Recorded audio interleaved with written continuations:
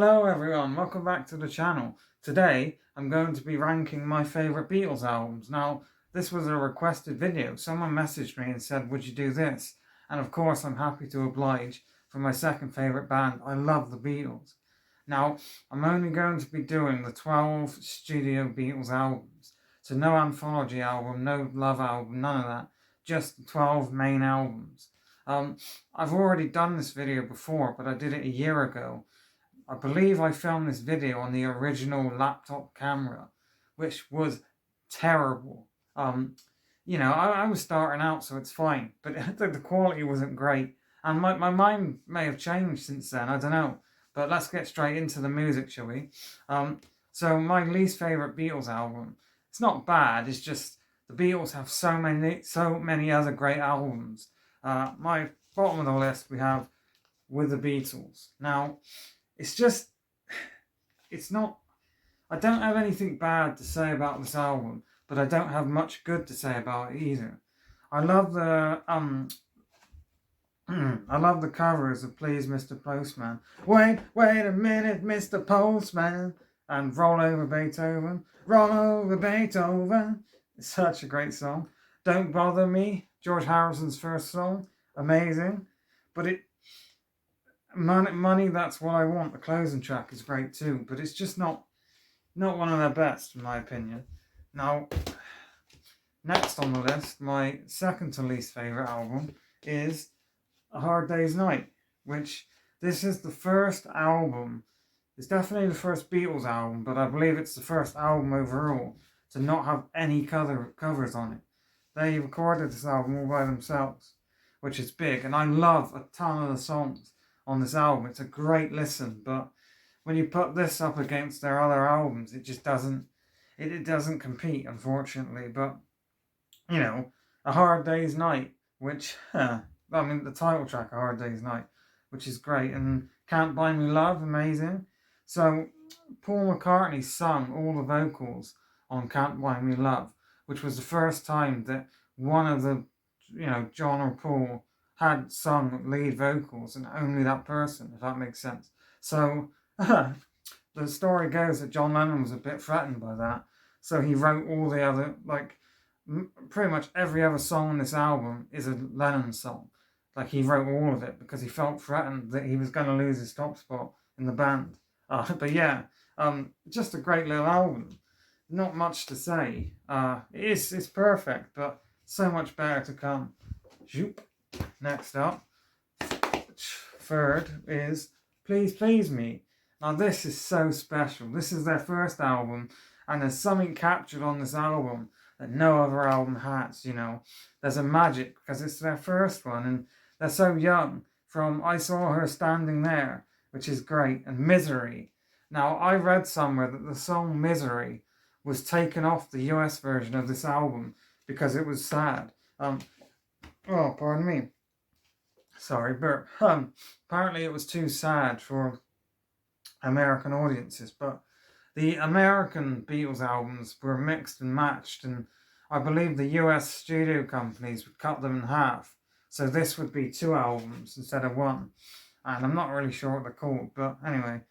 Chains is a great song. Chains, my baby's got me, boys. Please Please Me, the title track's amazing. Love Me Do, the Beatles' first big hit. Do You Want to Know a Secret? You can't beat Twist and Shout, the closing track. One of the best closing tracks, and John Lennon's vocals are just brilliant, just powerful, and it's such a fantastic way to close your album. And again, this was filmed. This was recorded in a day. It's just perfect, So my favourite of their early albums, say their first 4 albums, is Beatles for Sale. This is the perfect early Beatles record. You've got a mix of Lennon-McCartney songs and some some covers, sorry, I'm out of it. No Reply is a fantastic song. I'm a Loser is great. Babies in Black, amazing. Rock and roll music. It's gotta be rock. I can't sing it, but Rock and Roll Music by Chuck Berry. But John Lennon's vocals, just flawless. I'll Follow the Sun is beautiful.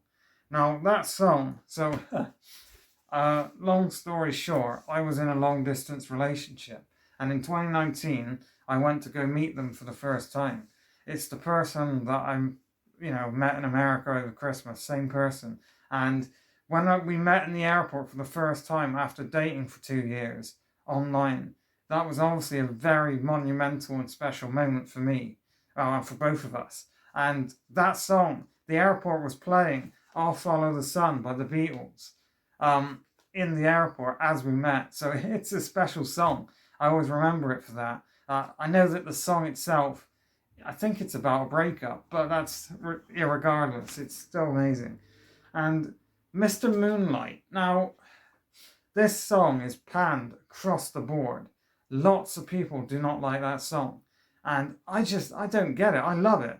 I know that I believe it's an organ. There's an organ solo in it, which sounds a bit naff. But otherwise, John Lennon kills the vocals. Absolutely smashes it with some beautiful vocals. And the other guys come in with their harmonies. It's such an amazing song. And I don't understand why so many people just bash it, It just blows my mind. Kansas City, Hey, Hey, Hey is great. 8 Days a Week, of course, is amazing. Ringo with Honey Don't, I love it. And What You're Doing is great as well. They're the best from their early stuff.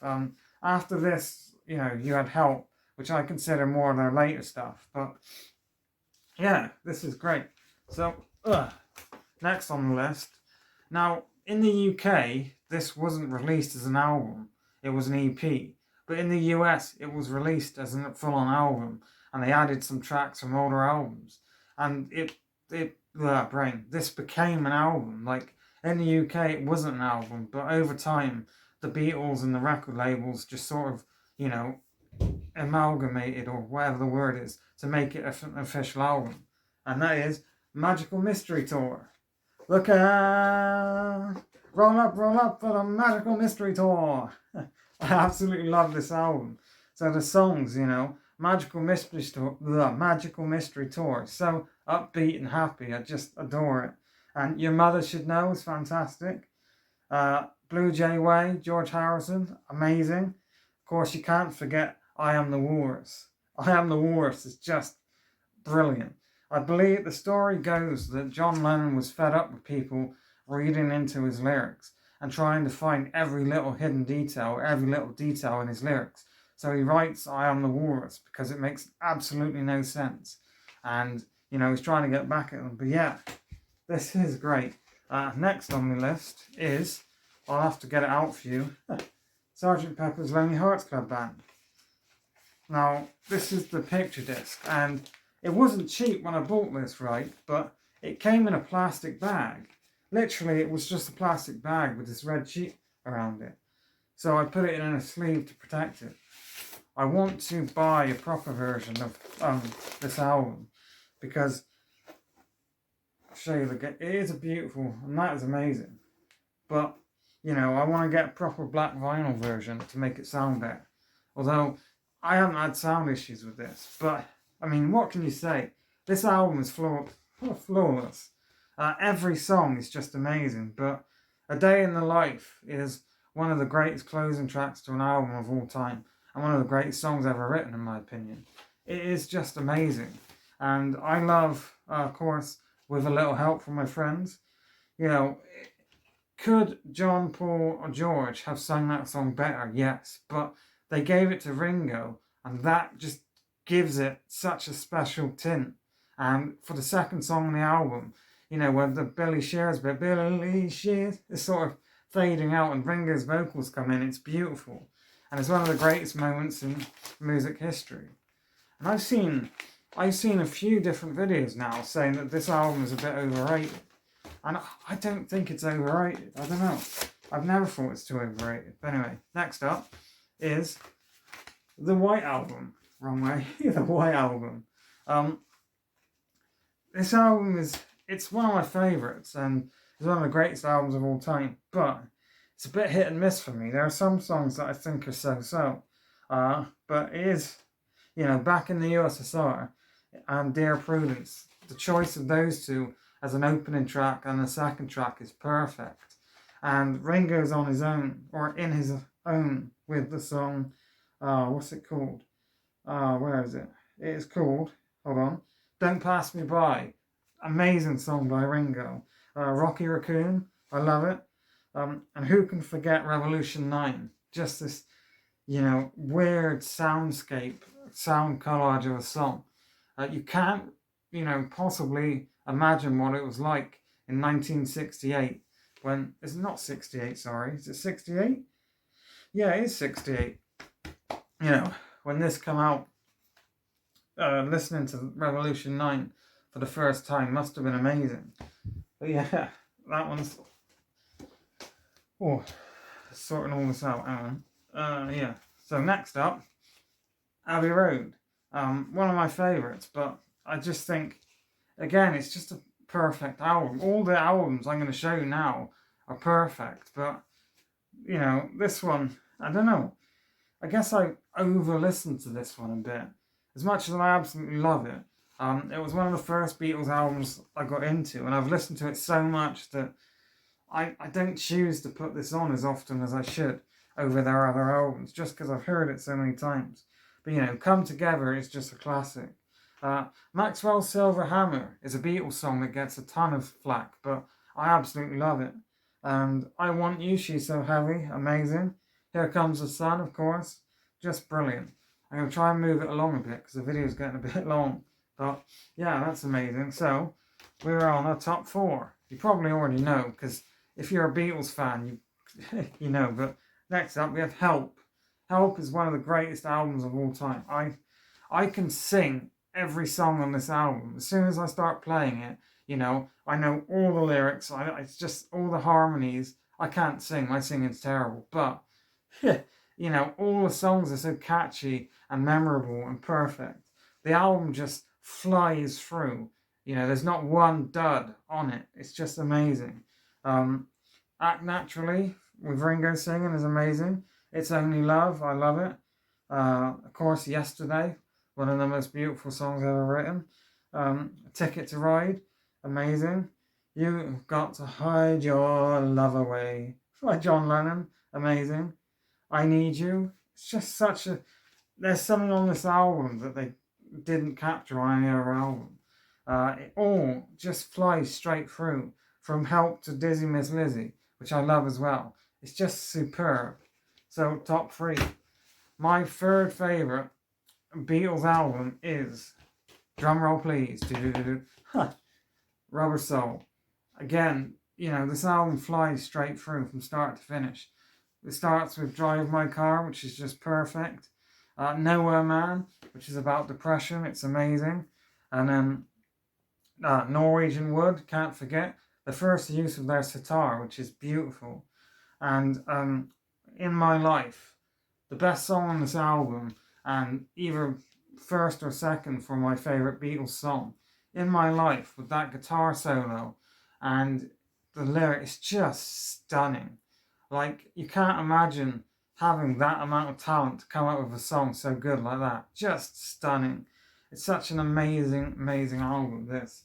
So, my second favourite Beatles album is probably controversial, because I know it gets a lot of bashing from other Beatles fans, but I absolutely adore it. I think it's superb. And that is obviously Let It Be. Again, this is another one that just flies straight through. I love every song. And I love the naked version as well, but definitely prefer this, in my opinion. Two of Us is a great opening track. Dig a Pony. And what I love about this album is how raw it sounds. How, it's just back to basics. And I know that, like, the producer, what's his name? Is it on there? No. Whoever produced, I can't remember his name.